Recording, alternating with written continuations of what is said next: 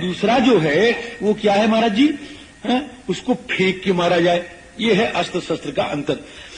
अब ये अकंपन कैसा है, अब श्री वाल्मीकि जी महाराज लिख रहे हैं कि कैसा है कि एष शास्ताच गोप्ताच नेताच युधि सत्तमः भूति कामश्च में नित्यम नित्यंच समर प्रिय। रावण ही कह रहे हैं, वाल्मीकि जी महाराज लिख रहे हैं, रावण कह रहा है कि ये अकंपन कैसा है कि एष शास्ता, एक तो शास्ता है, यानी दूसरों के सेना को, दुश्मनों की सेना को बड़ा तगड़ा दंड देता है महाराज, इसलिए शास्ता है। तो एष शास्ता अगोप्ता, और अपने सेना का बड़ी रक्षा करता है, इसलिए गोप्ता माने रक्षक है। और नेता, नेता का मतलब नायक, नेता का मतलब नायक है, वो नेता नहीं हो खड्डे पहनने वाले। नेताच युधि सत्तमः, और युद्ध में बड़ा भयंकर है।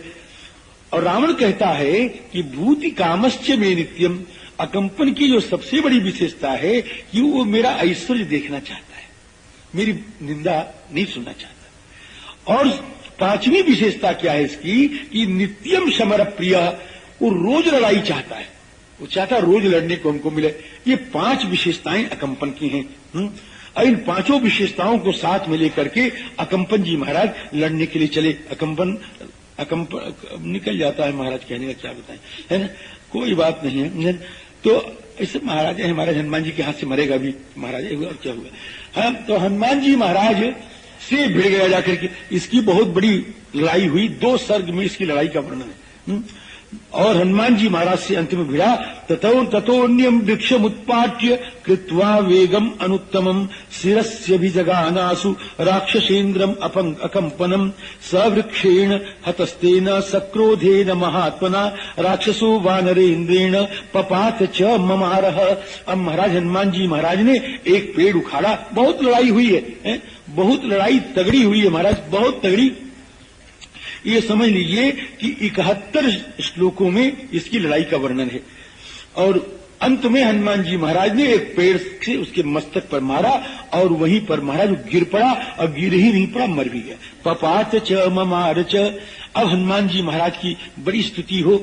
अब ये साधारण नहीं था, अभी मैंने बताया ना, अभी इतना विशेषण बहुत कम लोगों का आया है ना, कि वो शास्ता है, गोप्ता है, नेता है, सब बड़ी विशेषताएं उसकी। अब महाराज, अब वो जब मारा गया तो हनुमान जी महाराज की चारों तरफ से जय जयकार होने लगी। देवता भी आकर के यहाँ पर पूजे हनुमान जी महाराज को। और राम जी महाराज और लक्ष्मण जी महाराज स्वयं कहते, हनुमान तुमने बड़ा भारी काम किया, ये तो मरने वाला था नहीं। सुग्रीव जी महाराज आए, अंगद जी आए, और ये सब हनुमान जी की तारीफ करें, धन्य है हनुमान, धन्य है श्री हनुमान जी महाराज। अपूजयन देव गणास्तदा कपिम स्वयं च रामोति बलश्च लक्ष्मण। स्पष्ट है सब, यानी आप तरीक सब ध्यान दीजिएगा कि जो मैं कहता हूं इस श्लोक में कहता हूं, और बिल्कुल स्पष्ट है। इतना प्रसादमय काव्य तो मिलेगा नहीं आपको, वाल्मीकि जी महाराज का इतना बढ़िया काव्य है। तथैव सुग्रीव मुखा प्लवंगमा, प्लवंगम माने बंदर है ना, तो वो महाराज सुग्रीव के साथ सारे बंदर प्रधान आवे। अब विभीषणश्चैव महाबलस्तदा, ये सब के सब आकर के पूजे हनुमान जी महाराज का पूजन कर रहे हैं। अब उधर अकंपन का वत्सव राक्षस ने जब सुना तो महाराज एकदम मुंह उसका लटक गया, एकदम लटक गया। अकंपन बधम सुत्वा क्रुद्धो वै राक्षसेश्वरः किंचित दीन मुखश्चापी, एकदम दीन हो गया, उसका मुखड़ा दीन हो गया। सचिवांस्तान उदयक्षत, और मंत्रियों को देखते हम क्या करें, जो आ रहा है वही मारा जा रहा है। और चारों तरफ से बंदरों ने लंका को घेर लिया है कि निकल करके कोई बाहर जाने न पावे, चारों तरफ से घेर लिया महाराज। हाँ, रुद्धाम तु नगरीम दृष्ट्वा, शायद भाग ही जाता महाराज। रुद्धाम तु नगरीम दृष्ट्वा रावणो राक्षसेश्वर, चारों तरफ से रुद्धाम नगरी, रुद्धाम ने, अरे देहात में कहते हो रूंध देव, रूंधहु करी उपाय बरबारी। ये देहात में संस्कृत बहुत बोलते हैं महाराज, ऐसा संस्कृत बोलते हैं, सब जानते नहीं, कहते हम देहाती बोल रहे हैं। यहाँ खास करके इस क्षेत्र में संस्कृत बहुत बोलते हैं, बहुत बोलते हैं। स्त्रियां गाली देती हैं, क्या तुम्हारी उच्छिन्नी आई है, ये उच्छिन्नी क्या है, बिल्कुल शुद्ध संस्कृत है हमारा, इसे शुद्ध संस्कृत बोलती हैं देवियां। तो रुद्धाम तो नगरीम दृष्टवा रावणो राक्षसेश्वर।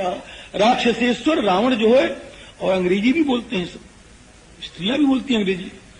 कहीं ललटेनिया ले आवा, अब ललटेनिया अंग्रेजी है। ये सब महाराज बड़े विद्वान है, सब यहाँ की स्त्रियां बड़ी विद्वान। तो रुद्धाम तो नगरीम दृष्टवा रावणो राक्षसेश्वर। राक्षसेश्वर रावण जो है, वो जब नगरी को चारों तरफ से अवरुद्ध देखा, चारों तरफ से लोग हैं, तब क्या करे, किससे कहे? तो बोला प्रहस्तम युद्ध कोविदम। इससे बढ़कर के मेघनाथ कुंभकर्ण के अलावा, अतिकाय के अलावा और कोई वीर इनके यहां है। अब प्रहस्त को उसने, ये सेना का नायक है हमारे प्रहस्त जी जो है, रावण के सेनापति है, प्रधान सेनापति, commander in chief Ram ji. अब रावण जी जाकर के प्रहस्त से कहते हैं, प्रहस्त को विशेषण देते हैं कि युद्ध को विदम, युद्ध कला में बड़ा पंडित है। अब जाके कहने, अब रावण कहता है, हे युद्ध विशारद, देखो, हे युद्ध विशारद, नान्य युद्धात् प्रपश्यामि। अब मैं किसी दूसरे के युद्ध से अपनी मुक्ति नहीं देख रहा हूं। अब मेरा मोक्ष तो तुम्हारे युद्ध से होगा। देखो, ये मोक्ष भी कई प्रकार का होता है। एक तो भक्त लोगों का मोक्ष होता है, एक ज्ञानियों का मोक्ष होता है, और एक देखो ये रावण का मोक्ष है। नान्य युद्धात् प्रपश्यामि मोक्षम, तुम ही हमको मोक्ष दिला सकते हो, हम या और कोई दिला नहीं सकता। अब यहां पर कोई और दूसरा लड़ नहीं सकता, या मैं लड़ सकता हूं, या कुंभकर्ण, या मेघनाथ, या निकुंभ, या फिर तुम लड़ सकते हो। अब आप पधारो और बहुत बड़ी सेना लेके जाओ, जितनी बड़ी सेना लेके मनो उतनी बड़ी सेना लेके जाओ। सत्वम बलवितः शीघ्रम आदाय परिगृह्य च विजयाय अभिनिर्याहि यत्र सर्वे बनौकशः। अब सुनो हो, प्रहस्त का मुख तो लटक गया। वो तो सेनापति है, वो जानता है कि मेरे कैसे कैसे वीर मारे गए, और समझ रहा है। तो अब हमको तो याद नहीं आता कि इसने कहा है, इसने तो महाराज यही कहा है कि हम मार डालेंगे सबको। लेकिन वक्त पड़ने पर जब बुरा वक्त आता है ना, तो लोग कहते हैं हमने कहा था ना, देखो हो गया, और कहा वहां कुछ नहीं था। वैसे ही झूठ बोल रहा है महाराज।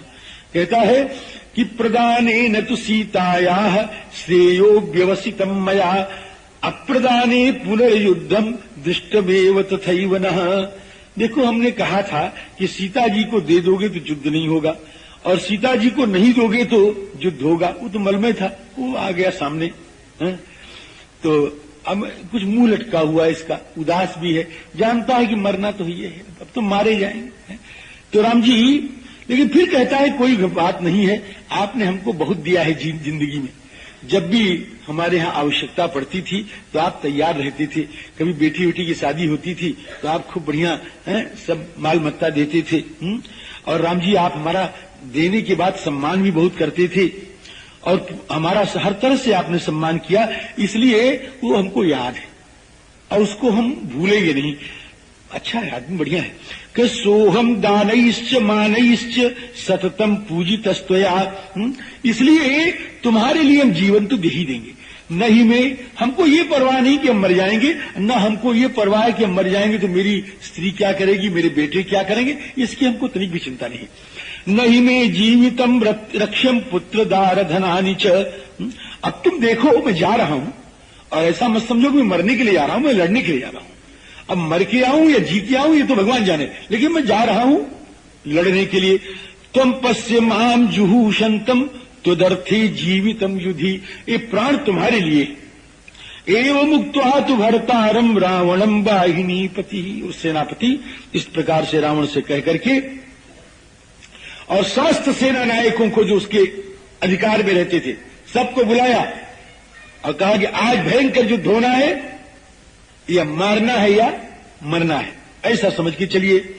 अद्य तृप्यन्तु मांसादाः पक्षिणः काननौकसाम्। आज मांस खाने वाले पक्षी तृप्त हो जाएं, आज मांस खाने वाले जंगली जानवर तृप्त हो जाएं। चलो आज ऐसी लड़ाई लड़नी है महाराज।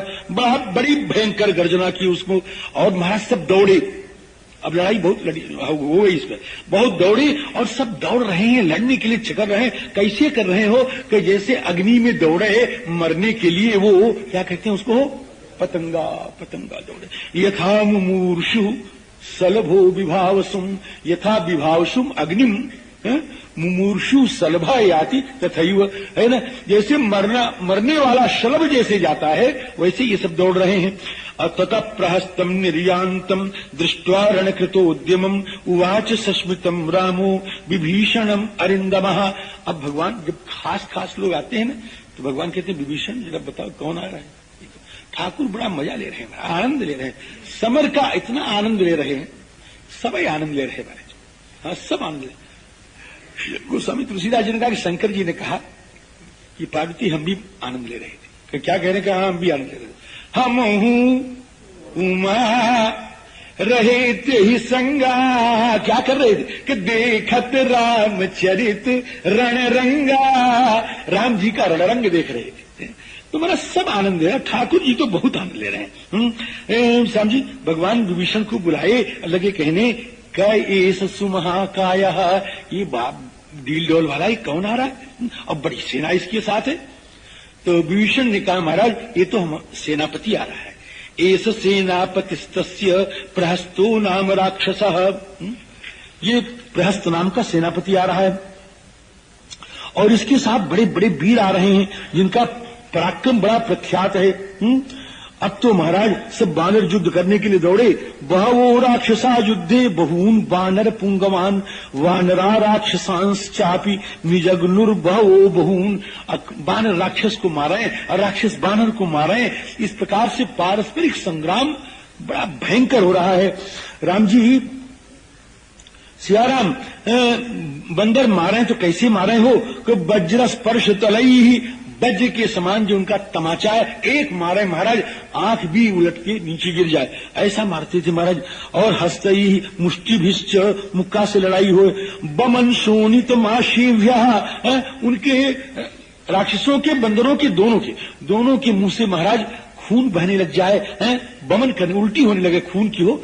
अब विशीर्ण दशने क्षणा, दांत मारा 32 एकदम बाहर आ जाए, एकदम बाहर आ जाए, लेकिन वो बनाया हुआ दांत नहीं था, वो सब जमे हुए दांत थे। ऐसे तो हम ऐसे करते तो आ जाए बाहर, विशीर्ण बहुत लोग हैं दोनों, ऐसा दांत नहीं था, वो तुम्हारा जमा हुआ दांत था। और विशीर्ण दशन अईक्षणा, आंखें भी बाहर निकल आवे। अब महाराज अब नाम ले रहे हैं, नारांतक के जो सचिव है 4 हैं। अब चारों बड़ी भयंकर लड़ाई लड़े। नरांतक कुंभहनु महानाद समुन्नत, महानाद कुंभहनु नरांतक और समुन्नत। अब ये सब बानरी सेना का विनाश कर रहे हैं महाराज, और श्री द्विविद जी महाराज उठे और द्विविद जी महाराज और नरांतक चकना चूर हो गया। देखो एक नरांतक तो ये है सेनापति, और एक नरांतक अभी आगे आएगा, वो है रावण का लड़का। तो ये मर गया हमारा निरंतर। और फिर अब दुर्मुख नाम के बंदर ने उठाया, और उठा करके उसने महाराज क्या किया कि सब विपुल द्रुमम, एक पेड़ को उखाड़ करके असमुन्नत नाम के सेनापति को अपोथयत, अच्छी तरह से रगड़ के मारा उसको महाराज जी। और फिर जामुन महाराज ने क्या किया, एक बहुत बड़ा पर्वत खंड लेकर के और उससे महाराज को मार डाला, समझे न। और तार नाम के जो बंदर ने, जो बृहस्पति के पुत्र हैं, इन्होंने कुंभहनु नाम के सेनापति को समाप्त कर दिया। इस प्रकार से इस सेनापति के जितने अंग थे ये सब समाप्त हो गए। अब समाप्त हो गए तो अब प्रहस्त की लड़ाई चलने लगी। अब प्रहस्त की लड़ाई किससे चले हो, तो प्रहस्त की लड़ाई चलने लगी सियाराम पहले आना चाहिए राम जी। प्रहस्त की लड़ाई किससे चल रही है, या प्रहस्त की लड़ाई चल रही है राम जी सियाराम। प्रहस्त की लड़ाई चल रही है सेनापति की लड़ाई तो सेनापति से ही चलेगी और किसी से भी चलेगी नहीं। तो राम जी देखिए बीच में तनिक भी व्यवधान होता है तो कथा भूल जाती। बहुत पढ़ा लिखा नहीं हूं ना, इसलिए कृपा करनी चाहिए जल्दी आ जाओ ताकि व्यवधान न हो।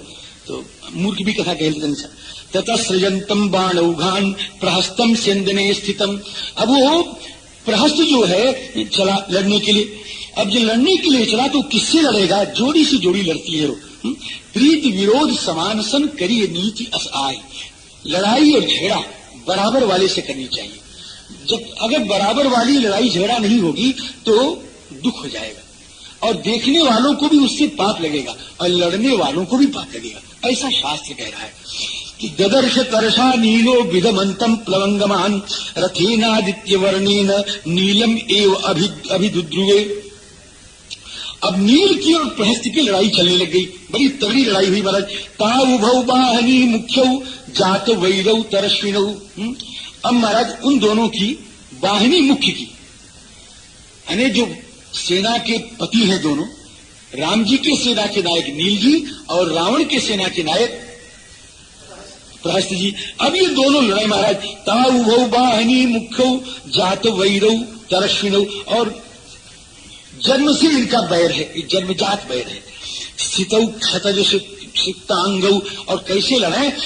दोनों के शरीरों से खून बह रहा है। अप्रभिन्नौ इव कुंजरौ। और मालूम पड़ता है मल चुवाते हुए दो हाथी लड़ रहे हैं। ऐसे लड़े मारे। उल्लिखंतौ सुतीक्ष्णाभिर दंष्ट्राभि इतरेतरम। एक दूसरे के शरीर को अपने दांतों से काट ले, ऐसे लड़ते हैं। और सिंह शार्दूल सदृशौ सिंह शार्दूल चेष्टितौ। सिंह शार्दूल की ही तरह लड़ रहे हैं और सिंह शार्दूल की ही तरह दोनों हैं भी। और विक्रांत विजयौ वीरौ। इस प्रकार से कांक्षमाणौ यश प्राप्तम। और सब चाहते हैं मैं जीतूंगा, और कहते हैं मैं जीतूंगा। इस प्रकार से लड़ रहे हैं और लड़ते लड़ते प्रास्तस्य शिलाम नीलो मूर्ति तूर्णम अपातयत। नील महाराज ने मौका पाया और एक वीरसिंह ले लिया और उसको प्रहस्त के मस्तक पर दे मारा। और उससे क्या हुआ? नीले न कभी मुख्य न विमुक्ता महती शिला। वो नील के द्वारा जो छोड़ी गई शिला थी वो विभेद बहुधा गोरा प्रहस्त शिरस्तदा। प्रहस्त सेनापति के सिर को कई भागों में छिन्न भिन्न कर दिया, विदीर्ण हो गया उसका सिर। इस प्रकार प्रहस्त मारा गया, प्रहस्त का कल्याण हो गया। संख्ये प्रहस्तम निहतम निशम्य क्रोधार्जित शोक परीत चेता। अब शंख प्रहस्त का निधन युद्धभूमि में सुन करके अब उसकी आत्मा जो है राजी शोकाग्न हो गई। अब क्रोध से एकदम तिलमिला उठा रावण और तिलमिला करके अरे बहुत बढ़िया बात रावण ने कहा बीच बीच में। कहता है कि नावज्ञारित वे कार्या। शत्रु की कभी उपेक्षा नहीं करनी चाहिए। नावज्ञारित वे कार्या। शत्रु को भी कभी छोटा नहीं समझना चाहिए, कभी नहीं। रिपुऋण रंचे न राघव काऊ, यही है। नावज्ञा रिपवे कार्या। रिपवे अवज्ञा न कार्या। अवज्ञा न कार्या मतलब उपेक्षा न कार्या। इनकी उपेक्षा नहीं करनी चाहिए।